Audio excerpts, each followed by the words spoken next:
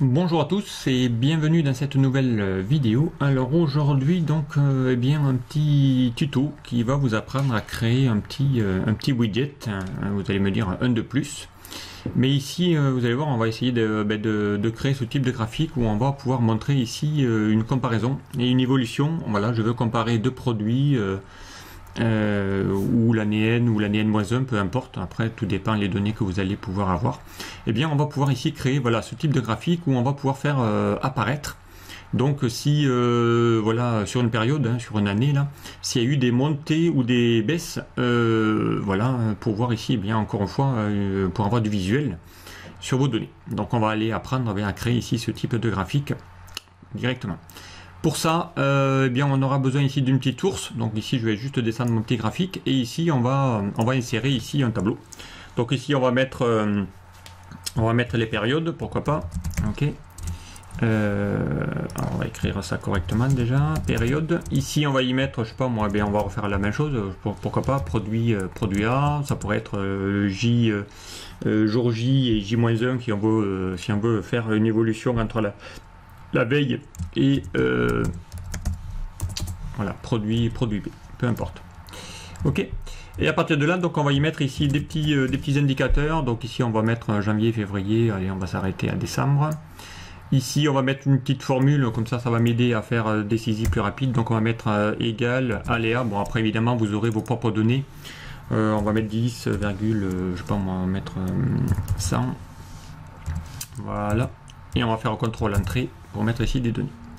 Voilà, ici j'ai les données, hein, quand je vais faire 9, ça va faire un peu de l'aléatoire, peu importe. Allez, on y va, donc ici on va centrer tout ça.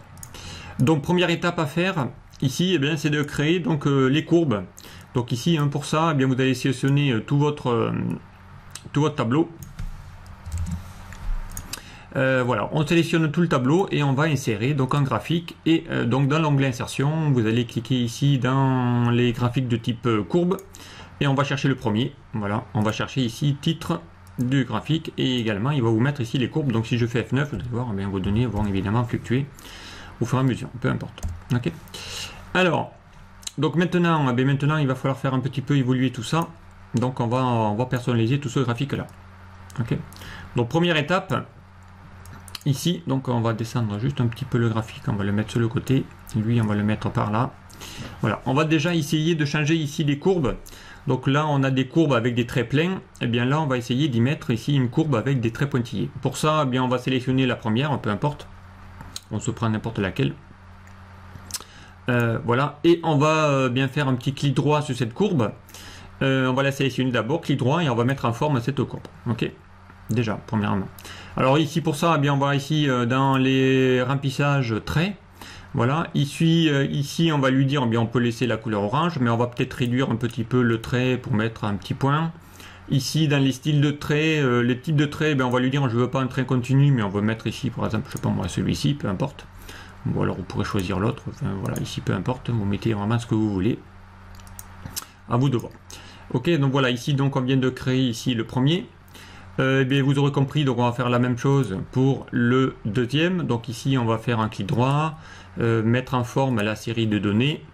Voilà, ici on va lui dire dans les mises en forme, toujours le même principe, on va réduire un petit peu, voilà, le trait. Donc ici on pourrait lui mettre, je sais pas moi, ici c'est le produit A, donc tiens on va changer la couleur, on va le mettre en vert, pourquoi pas. Et on va mettre la même chose, on va mettre ici des petits pointillés correspondants. Ok, et on fait OK. On va en profiter pour enlever le quadrillage de mon graphique. Donc le quadrillage, je vous rappelle, ce sont les petits traits verticaux que vous voyez derrière. Donc ici, dès que vous avez sélectionné, ici vous pouvez faire le petit plus et enlever le quadrillage. Ça va être fait. Voilà, donc ici on a ici le graphique. Et maintenant, donc il faudra ici y mettre les petites flèches correspondantes. Ok. Donc pour ça, eh bien on va lui dire de comparer le produit A avec le produit B. Donc on va sélectionner la barre du produit A. Et vous allez donc ici cliquer ici dans les options et dans les éléments du graphique on va ici afficher la barre au bas, voilà, et ça va vous mettre ici une barre. Donc ici vous avez une barre grisée qui va être dans les bas et une barre blanche qui va être ici plutôt dans le positif. Voilà, dès que ça monte, eh bien on va mettre plutôt plus, voilà, et ici on va mettre plutôt les barres noires, ce sera ici les barres négatives et ici les barres positives. Donc eh bien c'est ça qu'on va essayer ici de manipuler. Alors première chose, vu que nous on ne veut pas laisser les barres blanches et noires, on va y mettre ici des flèches. D'accord. Alors pour ça, eh bien il va falloir qu'on dessine les flèches. Donc on y va, on va dans l'onglet insérer et on va insérer tout simplement une forme. Donc après vous choisissez les flèches. Donc ici on va mettre déjà la flèche bas et la flèche haut. Donc on va insérer ici une flèche et on va la dessiner. Voilà. Alors cette flèche, bien après vous pouvez bien évidemment la personnaliser.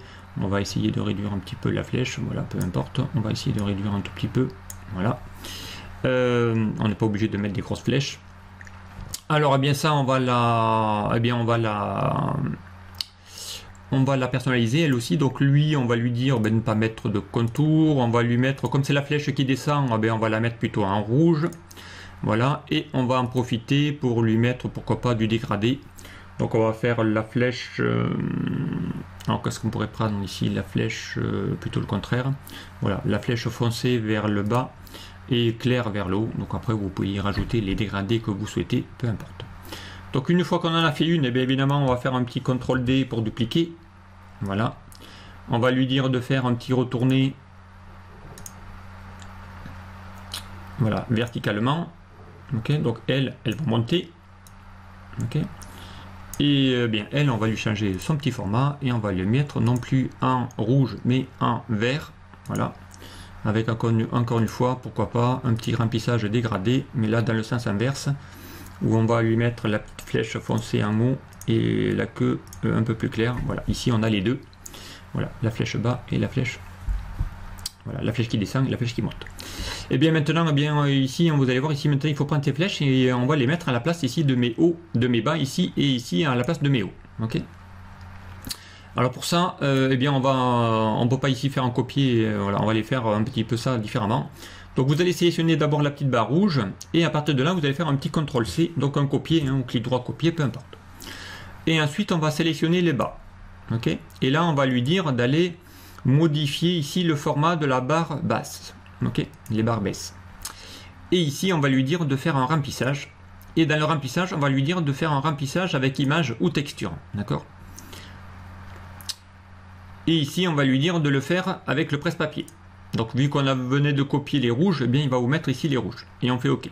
D'accord. Là, on a toutes les flèches rouges correspondantes. On va faire la même chose pour les vertes. Donc ici, on y va. On va sélectionner la verte. On va faire un petit CTRL-C, un copier.